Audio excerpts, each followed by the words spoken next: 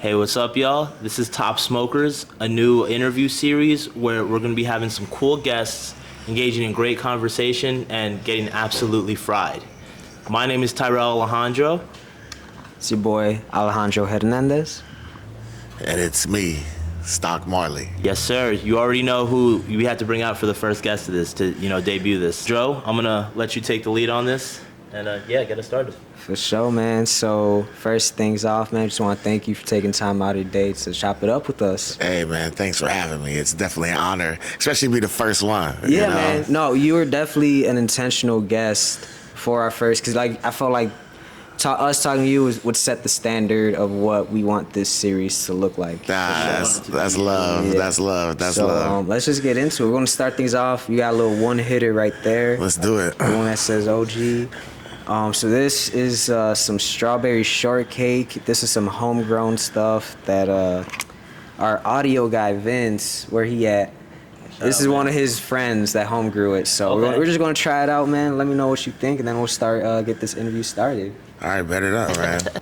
This is me. Hey, okay, Go ahead. Try that out. Let's do this. Yeah. Man, shout out to the one-hitters. I know a lot of black people are not jazzed up about these. It's okay, though. I know the history behind the straight glass pipe. I do get it. But, this is not that, man. Let's get into that. What do you mean by that? Come on, bro. Yeah, crack. Oh. I didn't think about that. But I feel like that don't look like a crack pipe. What? I mean, I don't know. This is spot on for crack pipe action. I remember in my neighborhood, the crackheads, they would go to local corner stores to buy the little, they would buy the metal sponges. Yeah. To use as the food. That's how I found out that my neighborhood. That's actually how I found out that crackheads were in my neighborhood. Because the corner store owner explained to me why people come in always buying the steel Brillo pads. Yo, that's crazy. Dude, they take a little tube like that and stuff it in there. That's their filter. That's literally how you make a crack pipe, everybody. Don't do that. This is not where I thought we were going. Nah, but it is a thing with culture. Weed does have culture in different circles. And growing up, I grew up in Columbus, Ohio, next to a suburb, Grandview Heights, and predominantly white. So I started smoking pretty late in life, but when I would go home, that's who introduced me. Everybody had a bowl. Glass was big. You go on in the black community, bowls, bongs, glass is just not popular. It's just not. Pretty much, and it's because of the crack pipe image. You grew up knowing that's nah, dude, that looks like we're doing drugs. You know what I mean? But I want to kill that stigma. If you're not smoking crack, you're good. Right. We're good. Between smoking weed and doing drugs. Right, and the glass is just a cleaner hit. It is. It sure feels good. Yeah, it saves your weed. Glass is where it's at for sure. I'm glad you just brought that up, though. We'll get to the joint now. These joints, the papers from our sponsor, We Tree Huggers. So shout out the homies. This is shout out a local Chicago-based black-owned paper company. So definitely, if you're not trying to fuck with blunts no more, tap in with the homies, We Tree Huggers. But this is Paper Life.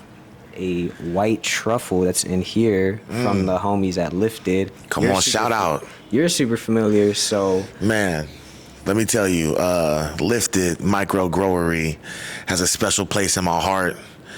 Ran and owned by two brothers that are near and dear to me. Best recreational bud, period. I'm going there. Just opened up in January. Been getting nothing but good reviews on Reddit. Not only is it good bud, but it's good people. Micro Growery, just to put y'all up, you cannot sell any flower that was not grown at the facility. So this isn't bud just coming in from anywhere and anybody doing any kind of runs. This is a product that is grown at the facility that they stand behind, that I stand behind, and the community is starting to stand behind. And they're good people doing great things in cannabis. So shout out them. That's super important because, I know one of the conversations is just knowing where your shit coming from and who making it. So knowing that it's all made there, That's awesome. You know, having people that care about the plant and not about the money. Right. Obviously, we need money. Right. You know, we're all trying to make a business. Trying to get a bag. But these, you know, shout out P, shout out King Featherbone. You know, P care about the plant. He just does, way before the dollar, and you can see it in the product. And you know, that is a thing. People coming in the space and just trying to grab up money and don't care about people. And, you know, if you don't have the people in mind when you're doing this, you're not doing it for the right reasons. You know, one of my first dealers I ever met flipped the script on me. We're sitting in his living room, and bro was like, he was just giving me deals. And I remember like, bro, like, why are you so nice? And he was just like, dude, I look at this like these are my patients.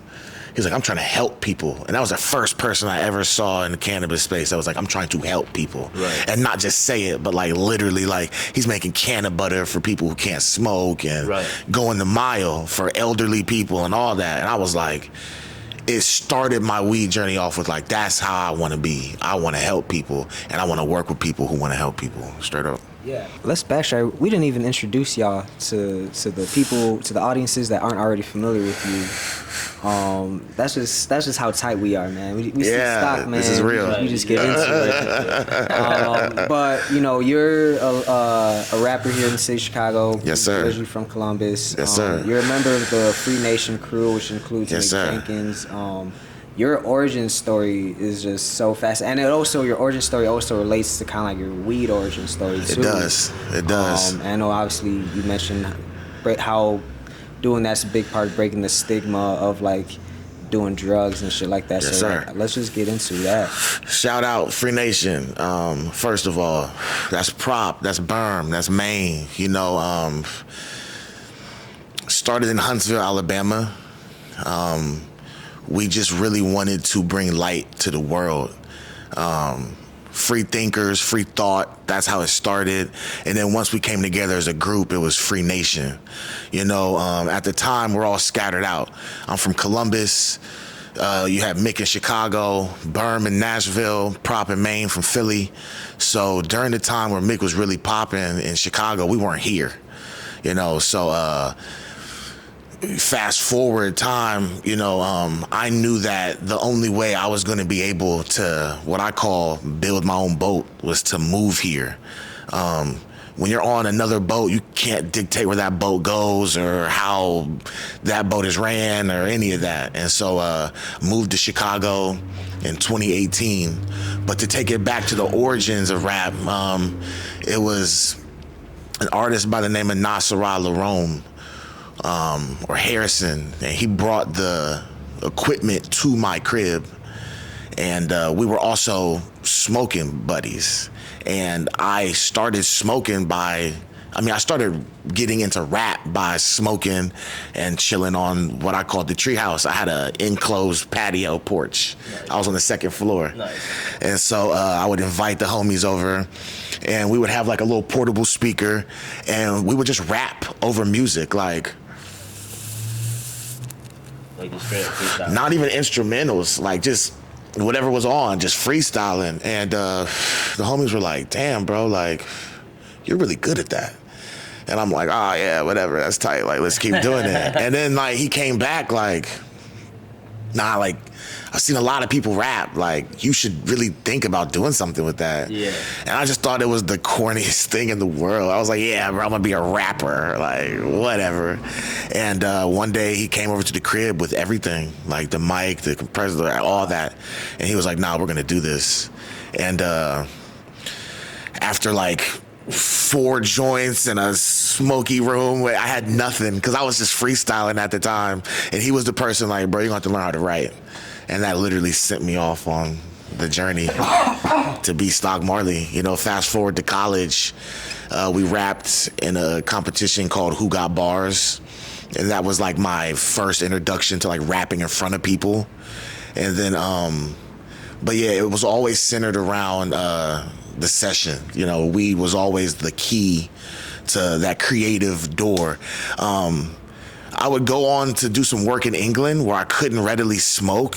And that was the first time where I realized, like, I don't need it to make art. Like, I can make art without it. But the plant definitely was the gateway to like, yo, I think I could do this. Like, it opened up that creativity for sure. And it helped with a ton of other things, you know, like I had a rough upbringing.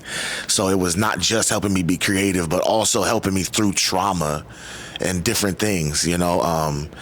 The plant is one of the few things that make you sit and reflect. It's not like alcohol where it's like a party, you know.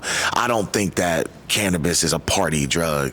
You know, if anything, it'll have you at the party thinking about your life. Yeah. You know what I mean? So it's like, it helped me really work through a lot of thoughts. And, you know, I come from a super strict religious background, so it was probably one of the worst things I could do. And both my parents were addicts, so nobody wanted to see me get caught up in any kind of habit. But I couldn't deny what it was doing for my life. It was like, I know I'm supposed to not do this or this is wrong, but like, man, it's doing so much for me. Yeah. And yeah, I kind of married it. Like, fuck it. Like, if this isn't for me, man, I don't know what to tell you, but I'll figure it out later. No, fact. Yeah. Yeah, man. I mean, that's a beautiful story. I definitely relate to that in terms of like growing up in a religious household where like, you know, this is the devil's lettuce. Literally, You bro. know, it's yeah. but then like my you know, but obviously by now I've been doing it for a minute, so like my family kind of embraces me for it. They see me doing. They see the things that I've been able to do through cannabis for sure. Yeah. So there's definitely a lot more acceptance now. Yeah. I'm saying, and that's like really like. For me, weed is like, yeah, like a lot of people may like get into it on some like shits and giggles stuff, but like at least for me, like the more I've been smoking, the more research I do, because I'm just a nerd. I naturally like to dig into anything I'm interested in. Facts. And it's just like, yo, this shit is really like a miracle plant. Like people talk about like the superfoods, Yep. right? This is like a super plant. Like It is, bro. I was recently reading something from he's one of the OG cannabis activist, Jack Herrera, who actually has a strain named after him. He does. I was reading an excerpt from his book called The Emperor Wears No Clothes, and he's literally talking about all the ways that cannabis, just the literal hemp plant itself, can like completely just like upend capitalism, like straight up. Like if it was used for like clothes, it was used for like hemp-based materials for clothes, for building materials for buildings, shit like that is like way more friendly for the environment. Yep. It actually kind of like in some cases even reverse the carbon footprint, shit like that. Come on. So it's like it goes into it's way more than just like. It was one thing like when it was for me, I found out how healthy this shit is. Yep. But then it's like this shit can really like has like infrastructural use for the real world, and we're just not using it for what? Facts. And the idea of humans actually outlawing cannabis is actually recent. We've been using this shit up until like maybe like 100, 200 years ago. Yep. Motherfuckers just decided like, nah, this shit is... Yeah, like you'll send me down a rabbit hole with the... I'm already going down the rabbit hole. with the way they classified weed and why they did that shit. You know, like Big Pharma definitely didn't want anybody really getting a hold of what cannabis can do for you. Instead of popping Tylenol and, you know, all these drugs over the counter, like you smoke a joint in the morning, your stomach's better, your headache's gone, like they don't want that. Muscles don't feel exactly. sore, like... So it's like, and then you find out a lot of these drugs mimic what it's supposed to do, but then they add things to like bring you back, and you know, so it's like the plant being demonized the way it has been was intentional for sure. Yeah. I mean, a lot of it was based in just racism. It only became outlawed in 1937. 1937. No, let's talk about it. Yeah. Federal prohibition for cannabis only got outlawed in 1937, which isn't even 100 years ago. Come on. So like, if any of y'all got like grandparents who are like just literally like over like 90 years old, like you know, they lived in a time where like this shit wasn't even on the radar, you know. Come on. That's when a certain group of people started doing it. The black and brown people, maybe. Right, I don't know. Yeah. And it's like, that's a shame that like that like skin color enforces a lot of decisions in this country. You know that's what? Crazy. I'm gonna put it like this, because that was mildly inaccurate. everybody smokes pot. Let's not get it twisted. No, facts. Every race, every color, but the war on drugs definitely allowed them to come into the black and brown communities and start giving people ridiculous amounts of time for the plant, and for having 2 joints on you, just ridiculous, So it's like, and that goes into just black and brown people being in this country in general, because industrial complex and how they're taking away niggas' rights, but also forcing niggas to work for extremely cheap rates of income. And now they're selling it to modern slavery. Like, it's crazy. Yeah, bro. Which shows you how much the plant penetrates every part of the culture. Right. You can talk about anything from prison reform to the medical industry to it touches a lot of bases. Yeah. That's why I love it so. Yeah. Absolutely. But let's take it back. Take the weed and tie it back to the music. For sure. You just dropped the video, the Smokers Anthem. Man, Smoke Anthem, yeah. Smoke Anthem. That was shot at the Lifted Macro Grill. Man, shout out them for letting me use the space. I had the idea, and I was like, hey, man, you guys think this? And he was like, oh, they were excited. So I was super grateful. Like, man, thank you. Obviously, you mentioned how you got into rapping because of weed. But, like, how do you just incorporate weed into just your regular everyday routine? I know we already talked about this before. Nah, for sure. Dude, I look at weed like a sacrament. Like, I rarely think about, I don't know. I do remember when I first started smoking, or I'll hear, like, beginner smokers, and it's like, hey, you trying to go smoke? It's like an event. Right.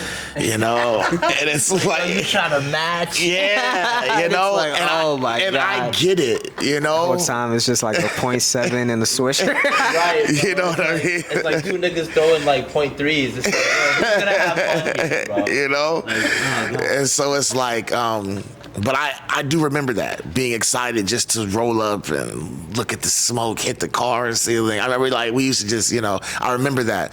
But now, like, as an adult, it's much more of a way of life. I use it as a tool. There's a gentleman, I can't think of his name right now, but he was going around spreading the good word, and he was using a word that I really like, and it's about wellness. It's about being well. Some people want to know, well, why do you smoke, or what does it do for you? Like, man, if a person can come home from work, decompress, enjoy their food, play with their kids, spend time, and the plant puts them just in a general state of well-being, that's a positive. It doesn't have to be something as severe as like a medical condition, or some people want to have a little toke before they go to bed at night, helps them sleep a little better. Right. Or and that's why I really like the functionality of the plant. I'm not just smoking whatever whenever. It's a tool. It's great to pair with, like, okay, I'm going to a social event. It's earlier in the day. Let me smoke some honey banana. Right. Amen. Let me smoke some Gelinade. Right. I'm not going to come into the function off Gary Payton or off of some permanent marker and think I'm going to be social. Right. It's like, dude, I'm fucking stoned, man. Right. Like, bring the food. I might talk after some ice cream or something, but it's like, I like to pair it with what I'm doing. Right. And I think, not to knock people, they don't have the opportunity sometimes. Yeah. If you know the dude in the neighborhood with the good weed, he's got 1 strain, you pull up, it's Gorilla Glue. Yeah. This is what it is. You're like, fuck it, this is the best weed in the area, I'm gonna buy it. But when you have people in your life who have access to different strains, thank God I ran into a strain hunter. It's a blessing, it's not a flex, it's a blessing. Some of these strains we have, like, the closest most people are going to get is Googling it. Yeah. They're going to Google white truffle, and, because even if you have a dispensary in your area, do they have permanent marker? Yeah. Do they have Zope? Do they have Bolo Runts? I don't know. I'm going to say probably not. Yeah. So it's like, having access to the library, it's just like wine. And I think that's what I like about it the most. It's just, people have been severely lied to. Man, I'm sorry to y'all. I really apologize that they called everything runts for a year. I I don't know why that happened. You know, I'm sorry that this happened, you know? But if it ain't Gelato 33 cross to the Skittles, it ain't Runts. And they lied to you. And now you think Runts sucks and, you know, I got to smoke a joint with you. And you're like, oh, this is good. It's like, yeah, this is Runts, you know? Yeah. And so it's like, a lot of people were just trying to buck off packs, you know. They'll say whatever the hot name is in the song right now. Right. What's this? Gelato? Yeah, I got gelato. Yeah, that's literally how I got into smoking gelato. Like in college, that was the strain. My sophomore year of college, that was like all the strain that rappers were talking about. Yeah. So the first time I came up on gelato, I felt like a fucking rapper. But like that shit also was probably the first time I smoked some shit where the weed tastes like something other than weed. Yeah, it tastes like straight up ice cream, you know. So that's been like my favorite strain ever since. Man, I've been trying to change, you know, misconceptions from day one. Man, Chuck English, I saw you tweet, bro. You said all weed, he was like, there's no way weed has different flavors. All that shit tastes the same. Bro, I promise you, man. I don't know. I'm sorry that they did this to you. I apologize on behalf of everybody who was fraudulent. But you come taste this sherbet cream pie, and then you come taste some zero gravity, and then you go taste some permanent, and you try to tell me you don't taste, like, bro, I promise you, I got weed that tastes like bananas, man. Nah, facts. Yeah, it's not a spray. Ain't nobody manipulating it. It's just the way it happens. Grows, right? Yeah, bro. Right. Terps. Bro, it's crazy. And everybody knows about terps now. Quit looking at weed percentages, man. Stop trying to, it's 27, bro. Stop looking at percentages. I got something 17% make you not want to get out your bed no more. So it's like, you don't stop doing that, you know? Man, go into these spaces and tell people how you want to feel. If they don't know how it feels, you know, I got real research. We done smoked a gang of this, man. Like, I'm gonna tell you how it's gonna make you feel.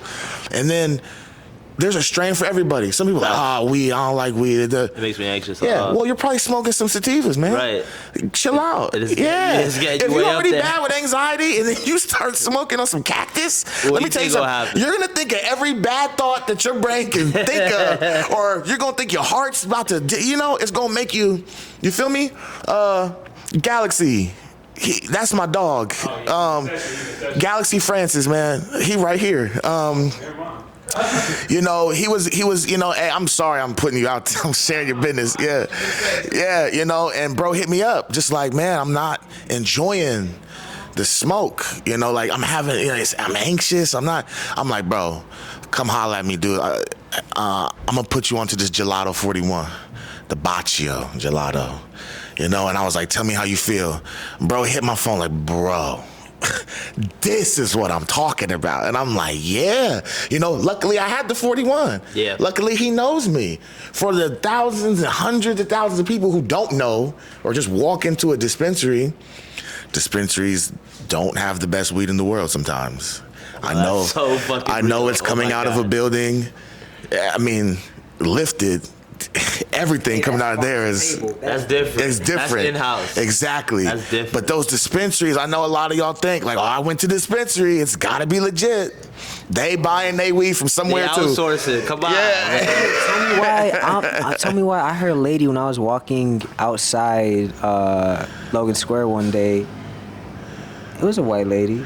Talking to some people, and she was like, "That's why it's better buy from dispensaries, because with these drug dealers, you never really know what you're going to get. You know, if they're lacing."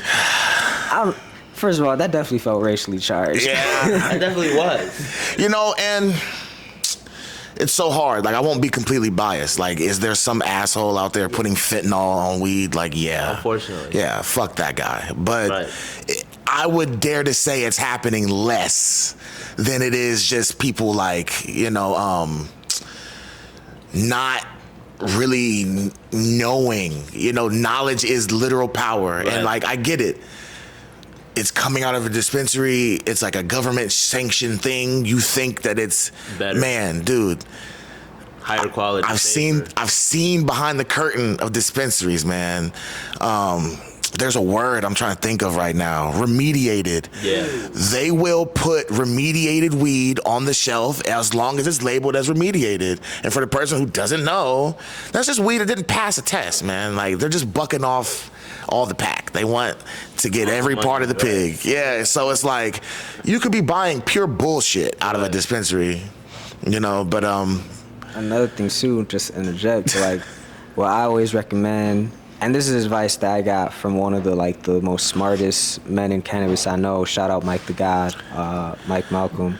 But look at weed, if you're going to buy from the dispensary, buy it by the packaging date. Ask the bud tender, like, what's the newest stuff that's in? Because if you're just, shooting a dice and you're just buying something that you just think looks good whole time, that's been sitting on the shelf for like almost a year. Facts. Facts. Like, that's a great point. That's a great point. I was on the Northwest. We were in Seattle. Oh, okay. Went to a store, and it was between, I can't remember the other one, but it was some wedding cake. But the other one came in a cool jar. It had just stuff, same price really for the zip. And I just asked him, I was like, bro, which one is fresh? And he was like, I ain't gonna lie, the wedding cake came in like last week. This shit's been sitting here. And I was like, boom, it's real. They know. Even people who work there know. It's not in the business plan to tell you. Yeah. You know what I mean? But it's like, you're 100% right on that. So I'm glad this turned into like misnomers about dispensaries and weed culture in general. Like, I hope that this serves its purpose. Knowledge as well. Like, something I wanted to talk about is, what you were saying earlier, like certain strains make you feel certain things. Something I've been discussing with Joe lately is just be more intentional with your smoking. Like, that's something I've been trying to do. Real quick, I think we should spark up the next item. Okay. It's already been a minute, but it's funny that you were talking about runts earlier, because I think it's the perfect segue, because we got some Bolo runts. Hey, let's go. Shout out Bolo. I don't support white runs, pink runs, Obama runs, all the other runs. Where did Obama runs come from? I don't talk know, about it, bro. I looked up one day, that's and it was a real thing. Obama runs gotta be some like West Side OG that they just, after Obama was president, they just called it Obama Man, runs. Obama ones went viral, you know what I mean? Yes, we got the Bolo runs, and we got the Bolo runs in the this is a tea leaf blunt cone from We Tree Huggers, tobacco free. Okay. I fuck with these hard because I actually gave up tobacco personally. Me too. I did that. I got, but It's all good. But when when I first started smoking, I was more into blunts, specifically the Garcia Vegas. Garcia Vegas. That's the Puerto Rican in me. Yeah, man. Vegas were like that though. Yeah, man. We enjoy a good Vega. Yeah, but I actually, when I finished college, shout out the corner store homie, he gave me a box of Vegas as like a damn school. I probably smoked that shit in like 3 weeks. Went crazy. Yeah, and that's 2 a pack. There's probably maybe 25, 30 packs in there. You do the math. Yeah. After that, I was done with tobacco. I just couldn't do it. So, yeah. But I fuck with the tea leaf cones because they remind me of the Vegas, but they also got like a little like mint flavor. So it's kind of like a little menthol note. Oh, these are so good. Yeah. So good. I've never had one. Everybody who knows me personally knows I'm not a blunt smoker. Right. I do not enjoy tobacco anymore, for a multitude of reasons, but I had to get away from it. I've never smoked one of these before, so I'm very interested. So, yeah. Shout out that Brazilian tea leaf. Shout it out. No, facts. Shout out Bolo Runts. Bolo. Yeah. Shout out Bolo. It's a company out in Cali. They got the specific cut of these runs, and it's the only cut that I stand behind. Bolo's the truth. The flavor, the taste, the smell to taste transfer, it coats your whole mouth with that flavor. It's just pure candy. Like, it's one of my faves for sure. Just to finish my other thought from earlier. Yeah. Joe has been teaching me a lot about different kinds of weed, and we've been talking a lot about smoking more intentionally instead of just getting high for the sake of getting high. Yeah. And it's been cool because it's my relationship with weed is changing, and it's I don't know, it's become more fun in the sense that I'm learning more, and I'm learning like you were saying, certain strains make me feel certain things or a certain way. Yep. And something might make me like the biggest fucking yapper in the room, and then I'll smoke something else, and I'll be fucking nonverbal as a motherfucker. Yep. Like, just in the corner, like. Knowing strains is what broke me through to my first grower. Wow. Pulled up to a parking lot in a CVS. You know, came to get some weed. He pulls up, he's like, yeah, man, I got some green crack. Man, that's some pressure, though. And I was like, is it real green crack? And he was like, yeah. And I was like, I don't want it. I was like, I don't want it then. And he was like, what? He got confused. He's like, no, it's the real green crack. I'm like, yeah, I know. Like, I don't want it. He's like, well, why? And I'm like, dude, it gets you high as fuck for like an hour, and then it goes away completely. And he was like, that's been happening to me. He was like, I thought my tolerance was fucked up or something. And I was like, nah, bro. Like, it's made for like lunch break, get high as fuck, go back to work, you're good. And he was like, bro, come to my house. And I was like, all right, bet. And that was the beginning, you know. He would go on to become a grower. And just the knowledge of the strains, he was like, okay, bet.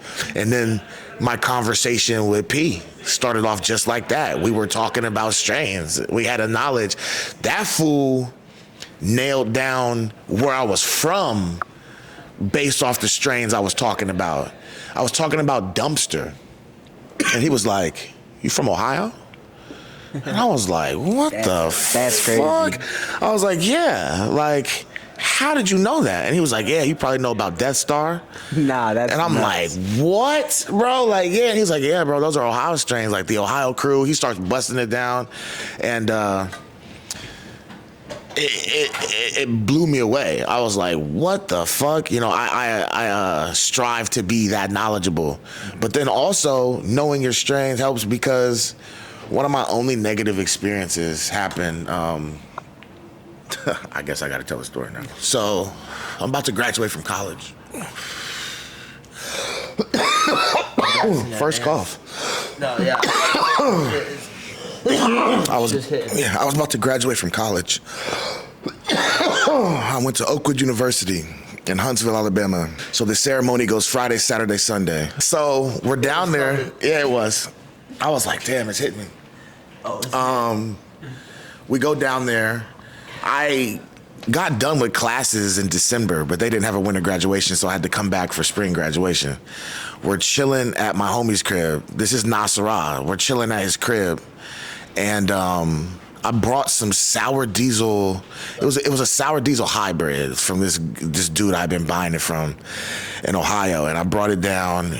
We took a couple bong rips, and I'm righteous. You know, the first ceremonies that night in the church on campus. By the way, I went to a Christian college. Yeah. Bro, he's like, man, we're celebrating. He's like, you wanna hit the vape? And I'm like, okay. He's like, you ever hit a vaporizer before? And I'm like, yeah. Now, I hadn't hit a volcano. Oh, shit. Yeah. So, God damn. he puts the sour, he puts the weed in there. He's filling up a bag. Oh, my God. And he's got like an extended bag. And he, so he like fills up one and just hands it to me. And then starts filling up another one. Oh my God. So like, He got a Percy. bro, literally. A Percy volcano is fucking nuts. Insane, bro. So literally, Holy shit. we're sitting there. He goes, hold on, I gotta set this down to show you. He goes, Yeah. all right, bro, like, cheers, man. Like, congratulations. We cheers the bags. I take the bag, bro.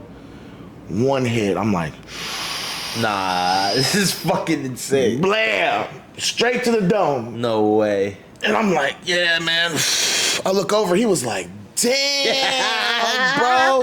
He was like, you're a beast. And then I see this fool go, and I was like, oh, shit. shit. Right. You were supposed to hit it like a blunt? Yeah.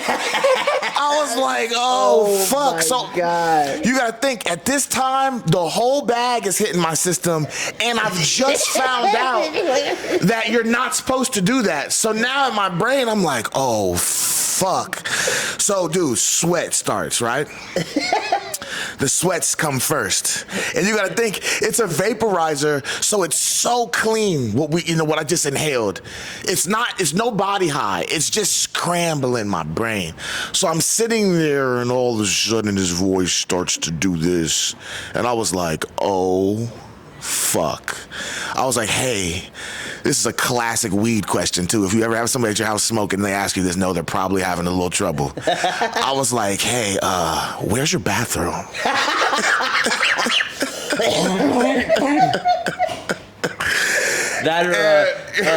Hey, man, you think I can get some water? Yeah, the water or the bathroom, you know. They're starting to struggle. Fuck. Something's about to go down. They're starting to struggle a little bit. And so I'm like, hey, bro, can I use your bathroom? Hit the bathroom, and I'm in the mirror like, come on, stop. You got this. Right. At that point, you really did have to give yourself a fucking pep talk. It's just weed. That's crazy, but... I'm like, it's just weed, you're good. That is true. You're good, it's just weed. I'm in the mirror, bro, I just feel it. Like, I'm like, you know what'll help? I'll splash some water on my face. That's what they do in the movies. It makes you kind of come to it. Yeah. Bro, I go to splash the water on my face, and I'm like, I didn't feel a thing.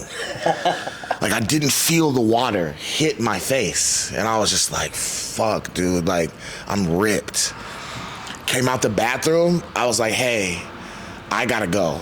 He was like, are you okay? I remember he's just like banging this Chinese food. He's like, oh man, this weed is really good. I was like, yeah. I was like, I gotta go, bro. Leave, go back to the hotel, and I just get in the bed. I'm having like a panic attack, bro. Like it's all fucking up, and I'm just like in the bed, like I have to be good before the first service tonight. Like I have to be good. My mom comes in the room, sees me like in the fetal in the bed. She's like, what the hell is wrong with you? And I was just like, I got too high.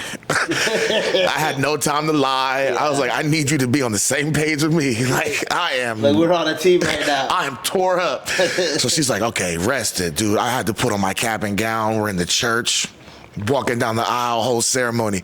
I'm sitting in that pew sweating bullets, like just pouring sweat. I remember looking at my mom, and she mouthed me like, are you okay? And I was just like, no, I am not okay.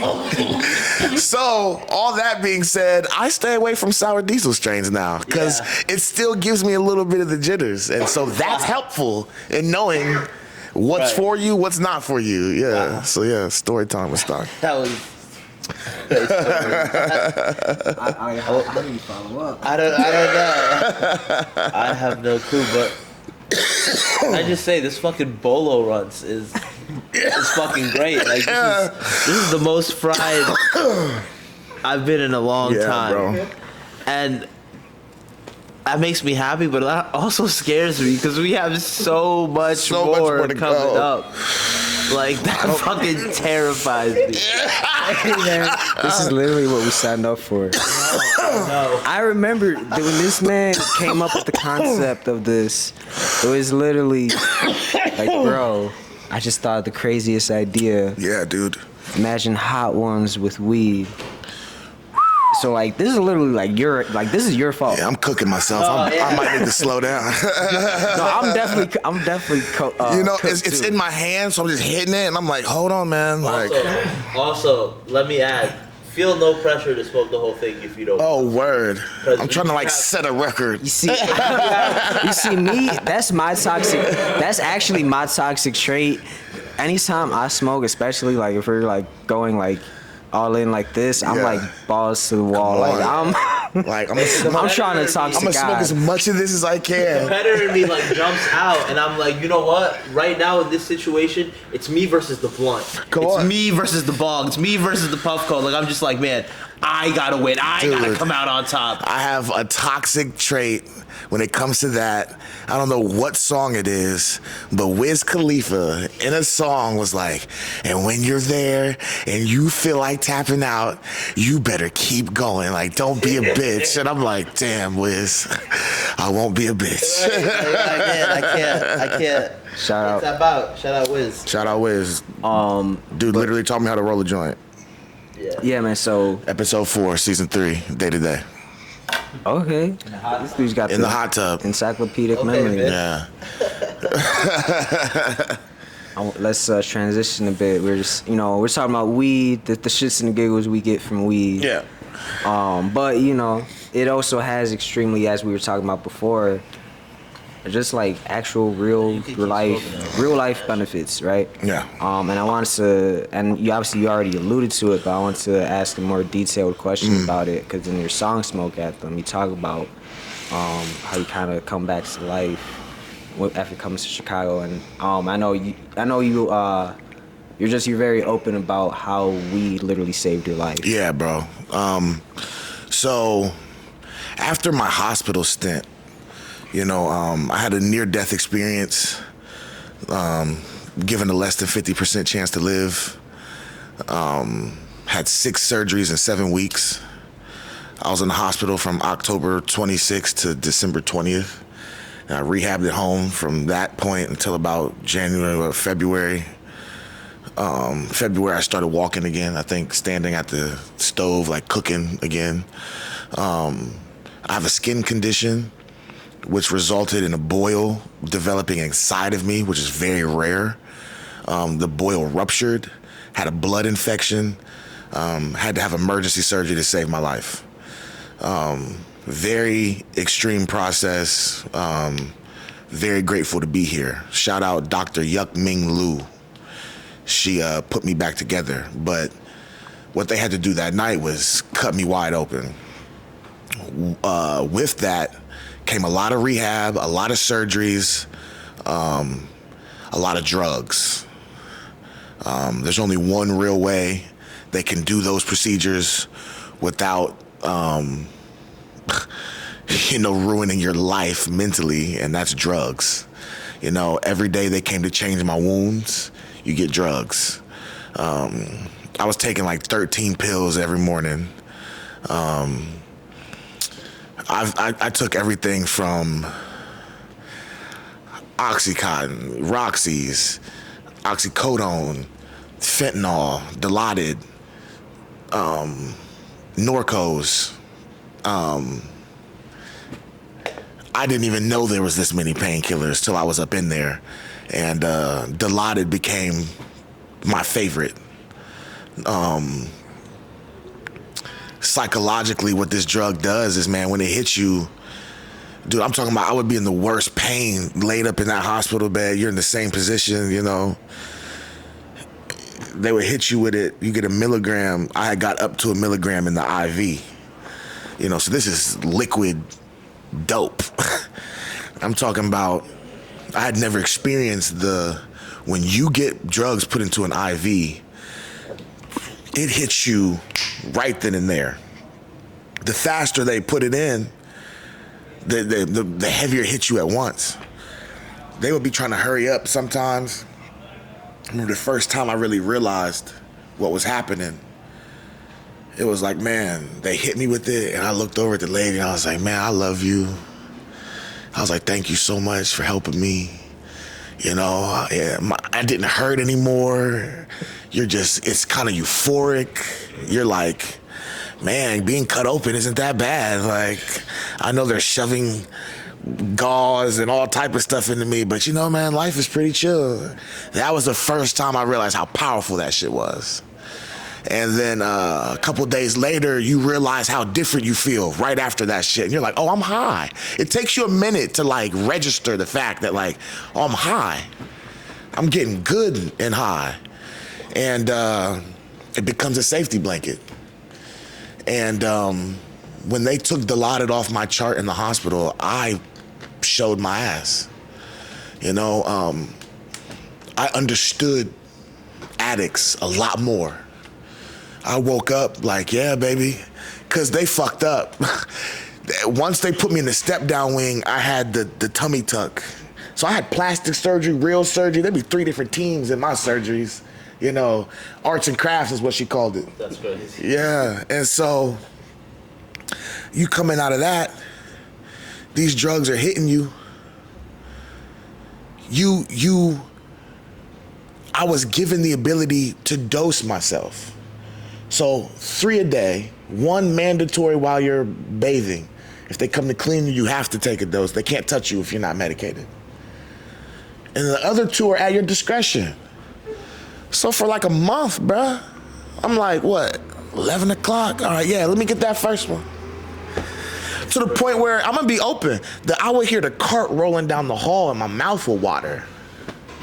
Yeah, you ready for that shit? That juice. Yeah. Yeah, my mom would be on the phone and she would be like, I could hear your voice change.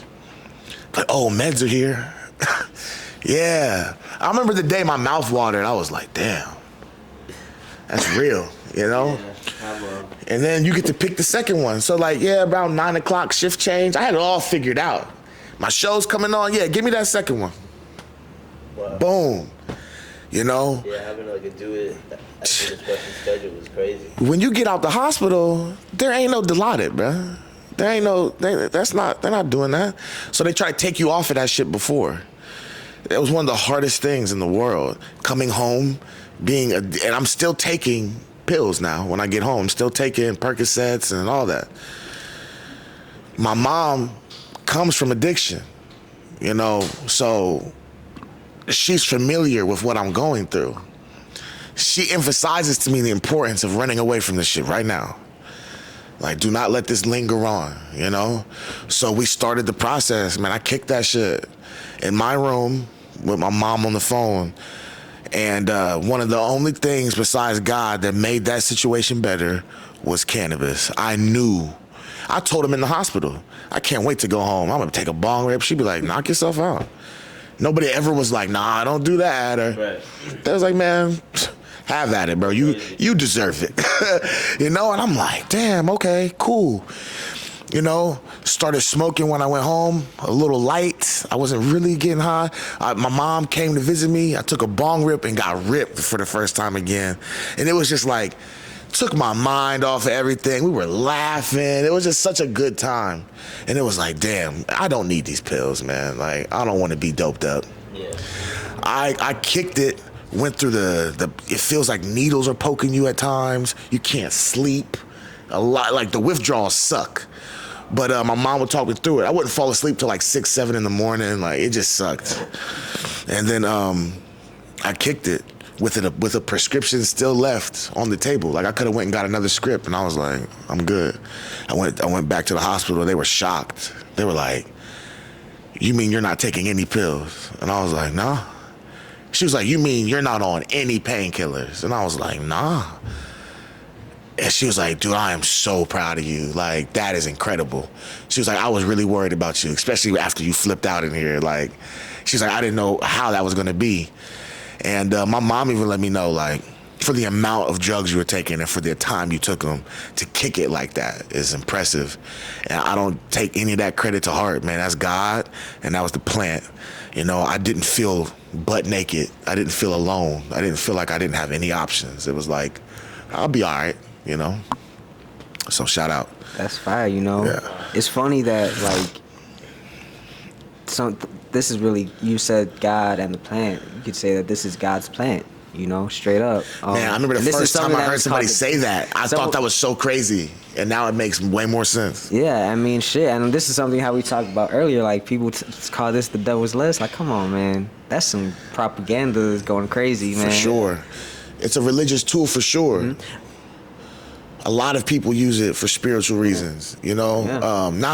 I don't want to say religious, but spiritual. Mm-hmm. You know, it's a spiritual tool. You know, I would be lying if I said that it didn't open up understanding, spiritual communication. You know, it's done wonders, you know, for my mind and my body, for sure. Yeah, man. I mean, some historians say that one of the gifts that the 3 wise men brought to Jesus was hash oil. That's crazy. Allegedly. You know, I don't want to.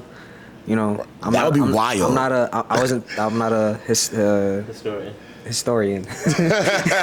But I like to study a lot of history. For sure. I'm fucking fried. I think like that joint. Yeah, no, I was feeling good while smoking it. So like a part of me was kind of like, I feel like, okay, maybe I'm like, my tolerance has been hit, but nah, that shit just started swinging. Yeah. I'm fucking cooked. So with this, we got a little Puffco, the digital dab, as you like to call it. Yes, digital dab. We're gonna do some digital dabs. T Squisher 47 from the homie Chief Chav. If you know, you know. Shout out Waukegan. The root beer hash plant. Yeah, this is live rosin. Oh man, that's fun. When it vibrates, you make start. Oh man, it just did, bro. Go in. Here we go. Oh yeah. Oh yeah. Motherfucker. And I'm really in it. It wasn't fake. I didn't like, you know me. No, this is all real life live action. None of this. Yeah. We don't have stunt guys doing our fucking stunts for us. We do our own, okay? Okay. That's tasty, though. That's tasty. There it is. There it is. Ooh. I might have to double dip. Oh, you're going back in skis. Oh. It just vibrates. So I don't turn it off. Okay. Double click it.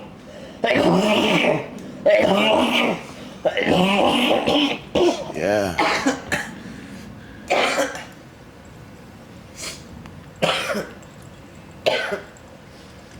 So yeah. You're in Europe. You're in England. Oh, that's, yeah, dude, I totally forgot what we were. You're in England writing commercial music. I'm in England right now.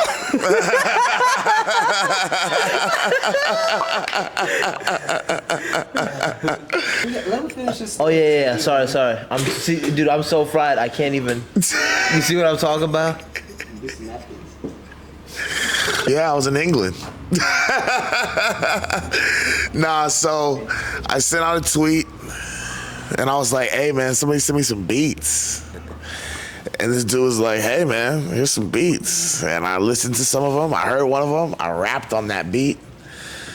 Sent it to him, like, hey man, what do you think of this? He was like, man, this is dope. Like, I love this shit.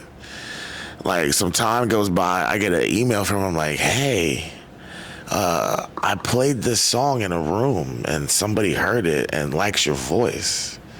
Do you mind if I give them your contact information? And I was like, nah, like, go ahead. Bro hits me up, this other dude, like, hey man, my name's Dan, blah, blah, blah. I do advertising, music, you know. And he's like, you know, I love your voice. I'd love to, you know, do some shit. And I'm like, okay, I'm game. We start emailing. And like, I found out he was serious because we started talking about plane tickets and he starts, you know, asking for information on this shit. And so I'm like, damn. Before he asked for the tickets though, I'm just like, he's saying, do you want to come record it with me? Because I was like, I could just record it here in Chicago and send it to you. He's like, I just really rather you record it with me. You want to come to where I'm at? And I'm like, okay, cool. I'm thinking LA. Like, we going to LA. Bro hits me with the like, nah, I stay in Newcastle, England. I'm like, what? He's like, you got your passport? I'm like, yeah. Bro hits me with the details. They flew me out there, gave me a little spending money, put me in a hotel. Like, it was nice. I went to Dublin, Ireland. That was like my layover. And I wrote 4 songs before I went out there. And then I was there for about 5 days, and we were in the studio 4 days. I wrote 4 songs while I was there. So we recorded about 2 songs a day, worked about 9 to 6, and then they'd take me out to dinner. But it was the first time I really got to prove to myself that I can write about anything, that I can do this. I went by myself. That was kind of scary, you know. You don't know what you're walking into, you know. But I walked out with a lot of confidence, some new friends, and the knowledge that I could be successful in this lane. COVID happened, and a lot of stuff didn't go the way that dude wanted it to, but The Voice used one of our songs. I ended up on a Netflix trailer. They just sent me a song. They were doing some soccer highlights on Fox. They used the song. We've been placed, and it is cool. The Netflix one was probably the biggest one. I woke up to people like calling me, like, "Bro, is this your voice on this trailer?" And I'm like, "Oh, damn, it is." So the England trip was super dope, and it was funny because Elements knows I smoke. And when I got over there, he was just like, you know, "I know you don't have the weed, you know." And I'm like, "Yeah, dude, I got to find this shit." And he was just like, "Man, just, you know, remember it's not as chill over here, you know." And I'm like, "Okay, cool." And I had locks at the time. So I'm like, who can I talk to that's not going to be weird? So I'm like, I'm staying by a college campus. And so I'm asking people I see with cigarettes, just like, "Hey, man, you know where the bud is?" And they're like, "You're not from here." And I'm just like, "Nah, dude, I'm not," you know. End up running into, it hits me. I'm like, the homeless, they're not going to judge me. And I know they know where some weed is, like, for sure. Ran up on this homeless dude. I'm just like, "Hey, bro, like, you know where I can get some weed?" He's like, "Damn, you ain't from here." I'm like, "No, I'm not from here," you know. And then I'm like, he was like, starts doing this. And I'm like, "Oh, yes, please." Goes in his pocket like this, pulls out like a half a joint. And I was like, "Dude, I'll give you $5 for that." And he was like, "For real?" And I was like, "Hell yeah." He gave it to me. And I was like, "Bro, meet me here tomorrow. Same time, same place. I'll have more money for you." He never came back. But the people I was with, one of their homies ended up having a plug on it, and she came through and gave me some like Tangy or something like that. It was dope. Yeah, so I would like come back from the sessions at night, roll up and go behind the hotel in the alley and just smoke. So I felt accomplished as a stoner, like, fuck yeah, we're smoking on the other side of the map. Like, you know, like, you feel me? I feel like you could be smoking dirt, but if it's in another country, it hits different. Like, you found it? You had to go procure it? You got it out the mud, yeah, for real. like... Something I recently found out is like, and it's like, it's not as cool as England, don't get me wrong, but like, yo, Canada is like that. Yeah. I just a lot of weed to, in Canada. Toronto and Vancouver, and I had a lot of downtime in Vancouver, man. I hit a bunch of different dispensaries. Vancouver's a crazy bakeries, place. sushi spots, nigga. I went and saw a concert, bro. I was chilling. The final dab. The last dab. The final frontier. I don't know. Is the last dab copyrighted? If not, could we copyright it? We're taking it back to the old school. Man. Y'all saw the digital dab. Now we doing analog. That actually looks kind of grimy. We're doing. Damn, you should have cleaned that. I told you I didn't have ball cleaner. That's crazy. It's okay. This is some real old school shit. So if you don't have ball cleaner, quick tip: get you some salt, get you some rubbing alcohol, get the shaking. Works like magic, baby. Now you know. Rubbing alcohol. Well, I do. But yeah, man. Shit, bro. You wanna get this shit ready then? Yeah. So, okay.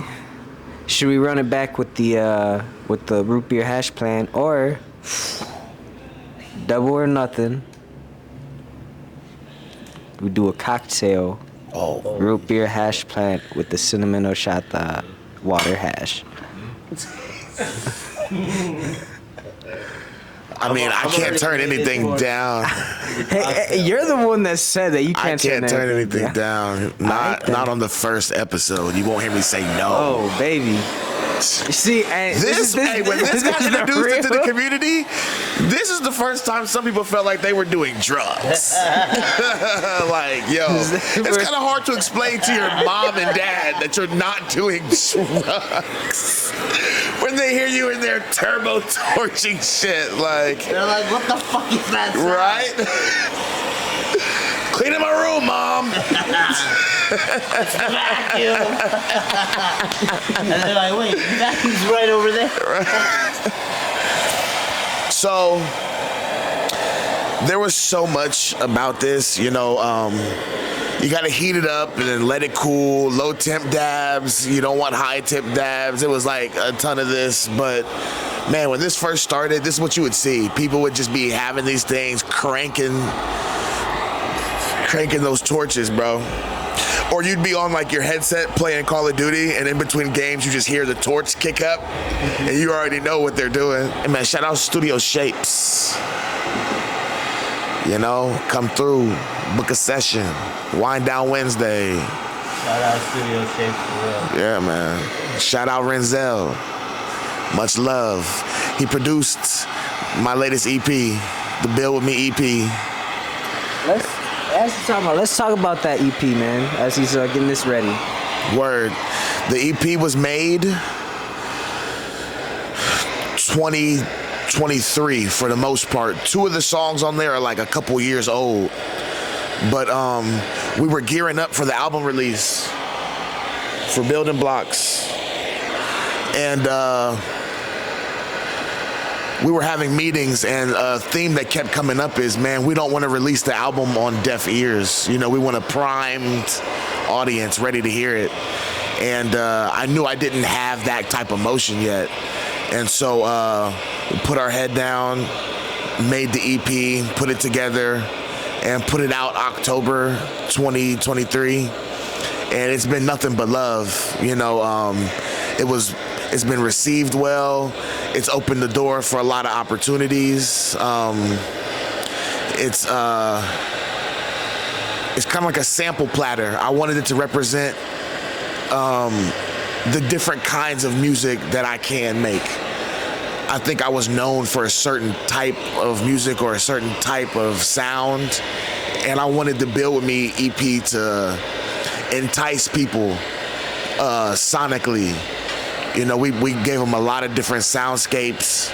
I tried some different things, but I wanted to give them a sampler before the entree. It's supposed to represent the glass of wine or the joint before a heavy conversation. You don't want to run up in your friend's house and you just got there and you're like, hey, bro, let me talk about this trauma. It's like, you know, you like, hey, man, let's kick it. Let's take a dab. You feel me? And that's what the EP is. It's like the dab before we get into like some heavy convo. Before I take this, I want to ask you, you have a very diverse musical palette, just like the shit you listen to. So, you know, what are some of the styles that you pull from? Man, I think I only pulled from a few people as far as the way I wanted to conduct my life. You know, Bob Marley, Lauryn Hill.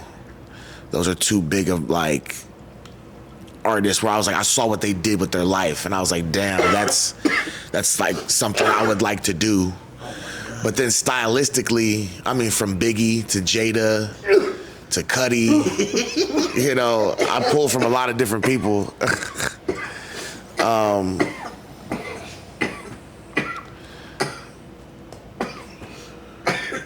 Okay, this is about to happen.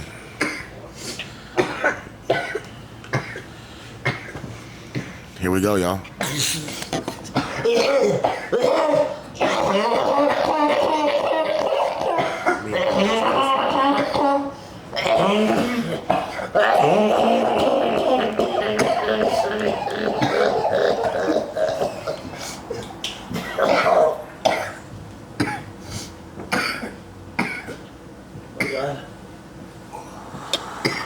Oh, I was a baby one. Shoot. I guess I gotta get a freshie. Thought I was gonna get away with the last one, but yeah, I gotta. Freshie, no problem. Oh shit. Oh god. Oh shit. Dro took the brunt of that one. Whenever you're ready, I'm gonna need you to do. I might have been a tad selfish on that one. Nah, you're good. That's why I made the EP. We're gearing up for the album. Building blocks coming soon. The Build With Me EP on all streaming platforms now. We got some shows this year. You know, Real quick though, it's been a blessing. I thought I heard you say artists that you pull, like the way you lit, what they live was it Bob Marley and Bob Marley, Lauryn Hill. Okay, just talk about like what is it about their lives that influenced you? And a special notation for Currency. Currency definitely. Yeah, like he's someone that influenced my lifestyle. That for dude sure. right there. That's one of the GOATs for sure. Man, he's one of the GOATs, bro. Like, especially when we talk about like weed and rap. Come on. Let me tell you something. It's the way he lived though. Like, I fuck with Spitta music, but that ain't the biggest impact he had on me. Spitta single-handedly might have made me actually believe that I could walk out of my house and go do it. Like, I went to Jet Lounge in New Orleans. I saw the Ferrari, I saw the Lambo, I saw I saw the cars that he rapped about. I saw it all. Like, none of it was rap cap. Like, he could walk into Walmart and some people still don't know who he is. Like, he kept his soul. He got all the money, he got all the chains, all the cars that everybody else has, but he did it his way. And he gives you so many gems in the music about what it's gonna feel like, what it's gonna look like, you know. And shout out to Spitta, man. Like, I cried when I met Spitta. I met Spitta at the Metro last year, backstage. Shout out to Rome, he arranged that. And I told myself I wasn't gonna cry, and I definitely cried. I had on this hat and these glasses too. It was the first day I ever put them all on, and met Spitta, and so yeah, shout out him. You know, one of my actual inspirations. But Bob and Lauryn are righteous people, and I too want to have a righteous legacy, and a lot of what I do is on the spiritual side, you know, and they came in music and made an impact. But, you know, Bob united a country, you know, but the way Lauryn came out during Unplugged and told her truth, and then they tried to blackball her, you call her crazy and all that, you know, they just inspired me to be a truth teller and to always stand for something. And, you know, Bob doesn't get that credit. He gets the weed light a lot, but he don't get the credit for being a uniter of people and for standing for something and for sitting in interviews and schooling people on spirituality and all type of stuff, you know. And I just want to be a light. That's it. And I feel like there's only a couple people who have come through and dedicated their life to that. So, yeah. With that being said, see ya. Are you ready? Yeah, man. That's real beautiful.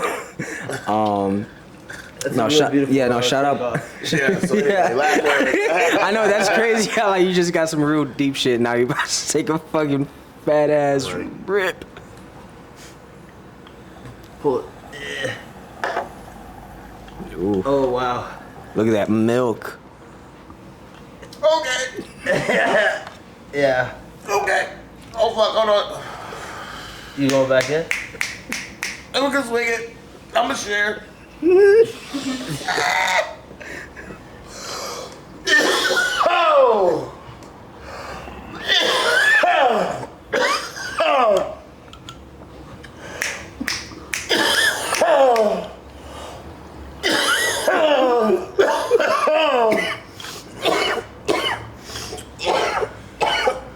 Okay, I got the chickens.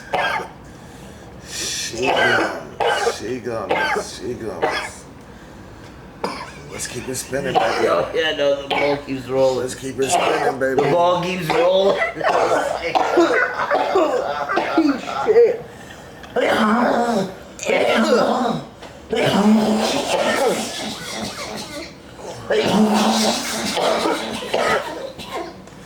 Let them know I didn't tap out, man. You got it on record. Come on. It's on public record. Not bad. I was worried. I won't lie. I journalism. didn't know how this was gonna go down. I even have support on deck. But you know what? We made it. And I feel great.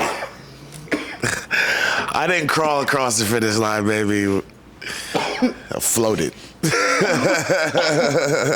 Amen to that. Yeah. With that, man, we'll start. Holy shit. Yeah. We'll start. Wrap it up soon. That's how you know it's It was a little delayed. Yeah. We're gonna hang in there and make it look cool. I'm cooked. Yeah. I am cooked. Yo, you this Chipotle is about to hit so hard, bro. Before we wrap up though. Wow. I just wanted to talk about that righteousness that you were talking about. Let's talk about that. I know you're on the board with Chicago Votes, yeah? Chicago Votes Yeah, board man. member. Let's talk I be about forgetting that. to talk about it sometimes. Shout out Stevie, Jen. You know, when I came to the city, shout out Jasmine. My bad.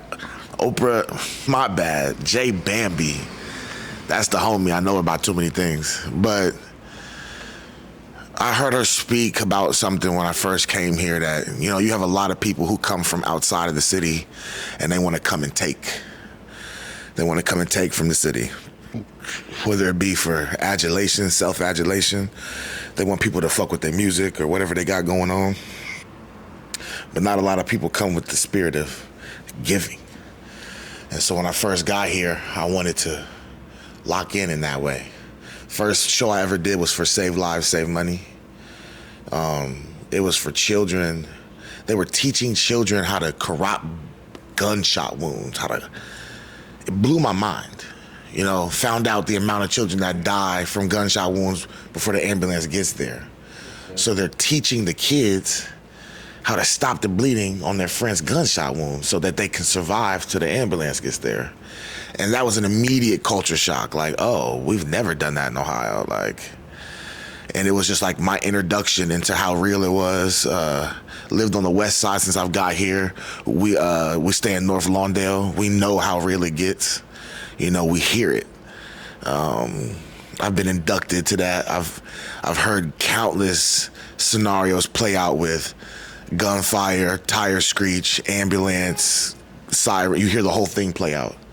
I was about to leave the house that day Jaslyn got murdered, Pinky, that 7-year-old girl at McDonald's, when they let off 50-something rounds with the Draco at the McDonald's across the street. It was terrifying, you know. So I came here with the intentions to give, and that's still the intention. You know, Chicago Votes is just an extension of that. They inspired me by putting voting in the jails for the first time ever. Anytime you're around somebody and they do something for the first time ever, give it up. You know, that's amazing. Ain't nobody ever did that? You mean y'all just, I know you and you just did that? For the first time ever, somebody in jail voted? They've never put voting in jails before? And y'all made that possible? Well, I want to be a part of this. Like, let me know what I can do. And, you know, it started out with whether it was just showing up and helping move stuff or whatever it was. And then I got the opportunity to be a board member. I've been a board member for going on 3 or 4 years now. You know, when I was in the hospital, they sent me care packages, man. Like, they've been a part of my life. And I've got to learn so much about, you know, reformation and politics and, you know, how we all matter. I used to think that, you know, the individual really don't matter. And it's like, to a degree in your area, man, you matter. By staying silent, you're not using your full potential, even if it's just telling people you love them. You don't got to be a political revolutionary. That's not everybody's calling. But by not being a part of your community, you know, that is a disservice, whatever you provide, whatever it is. And so Chicago Votes always gives me a chance to give back in a way. And, you know, even if it's me and my roommate, you know, Corey Reimel, well, you know, he's big with the homeless. I care about the homeless too. and get in the car, go hand out things. He still got homeless people recognize him off that type of vibe. So it's not even about doing something at an organization. It's not about being affiliated or having to be seen doing it. You could be a part of your community and a part of change every day. You get a chance and a choice every day. Plenty of times I'm out and about smoking a J. A homeless person asking me, hey man, mind if I bum a cig? I just give him a joint. One of my favorite things to do. Anybody who's been with me knows it's one of my favorite things to do. Man, shout out to this, I'm about to tell a little quick story, we out of here.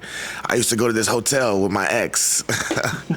We'll call her my ex. And there was a courtyard, and there was a homeless dude that would be in there. And we would do little staycations, you know what I'm saying? You go get a nice little hotel room. You in your city, but you feel me? You feel a little different. You in somebody else's room. Yeah. And we'd go outside to smoke. And the first night, we do Friday, Saturday, Sunday. So that Friday went down there, gave him the end of the joint. You feel me? The next night, I come out there and do the same thing. But I leave like a half of it, give it to him again. On the Sunday, I come out that morning, and we're walking past, bro, and I'm about to give it to him again. I'm looking for him, he see me, and he was like laying on the bench, and he rolled up, he was like, and I gave it to him, and I was walking away, and he was like, hey. And I turned around, and I was like, what's good? He was like, man, it's some good-ass weed. And I'm like, that's what it's about, bro. Like, he's sleeping on his bench every night. But for a couple days, he knew, like, hey, this dude is giving me some heat. Like, and I'm like, yeah, man, his morning was probably a little more, you feel me? A little better. So, yeah.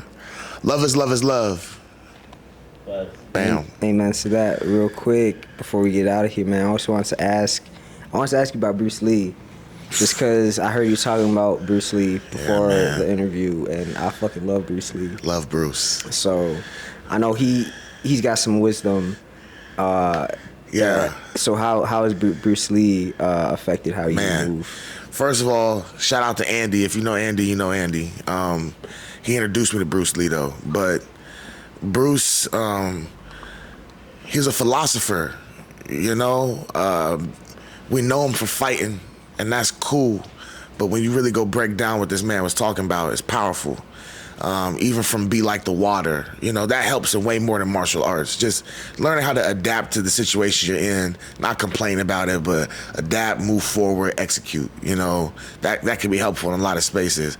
But the single greatest thing that I've taken from Bruce, I think, is the quote I was talking about earlier. And he used to do demonstrations where he would, do the 1-inch punch or, show different techniques he was working on. And he said that out of all the physical things people had seen him do, he said the hardest thing that a human being will have to do in this lifetime is to express themselves honestly.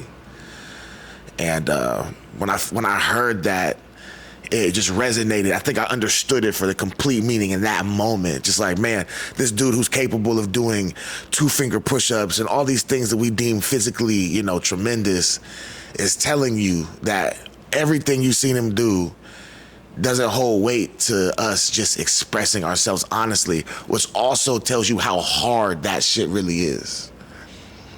To really show up and honestly express yourself as you, and what that would take.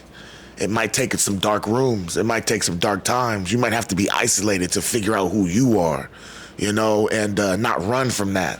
I said it at the show the other night. Being buried and being planted can feel very similar. Don't run from that. There's a lot of growth, on the other side of that. And, you don't get to see the light until you come through that. You can't run away from it. You got to go through that. And weed is one of the biggest things that help me keep going through.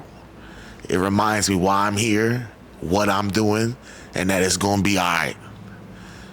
You feel me? Amen to that. That's a beautiful note to end on. Love. Well, yeah, thank you so much, Stock, for coming through. This has been Top Smokers. I'm absolutely fucking fried. Like, I'm sitting here like, yo, like there's a lot of niggas in here. I am very fucking high. Yeah. I'm like, yo. Righteously put together. That's still how I feel. Is this the greatest wake and bake? Ever. Hands down, easiest. Hands down. That was my goal. Yeah. We did it, man. But Nah, this is amazing. real quick, man, before we wrap up, shout out to the homies Studio Shapes for allowing us to film here. Yes. Tap in with them. We got the QR code. Book a session. Yes, sir. You were gonna work with some real musical geniuses here. Shout out the homies at We Definitely. Tree Huggers for providing us with the raps. Big facts. Yes, and definitely tap in with them if you're tired of whatever the shit you're smoking on already. Shout out the homies at Lifted for Yes. providing most of the weed that we smoked today. Shout out the homies. Chief Chav for providing the wax for today, or the hash and rosin, I should say. Yeah, man, just shout out everyone here too. We did that shit. Nah, we Shout did out that you. shit. Shout out No, y'all. man, I'm fucking lit. This is like, one of my goals in life is to always like smoke so much where I feel like I'm about to like overdose.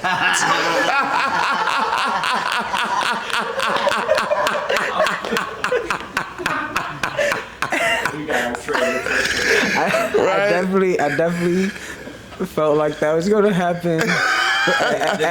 Mission possible. Yeah. Man, I feel great. Today was awesome. One of the best wake and bake smoke sessions, hands down, of the year so far. This has been amazing. Wonderful interview. I appreciate you guys for having me. I'm honored. It's a privilege. This is dope. Yeah, man. And Thank with you for that, coming through. Man, thank you. yeah, man. That, I Sweaty guess palms. We out. Peace.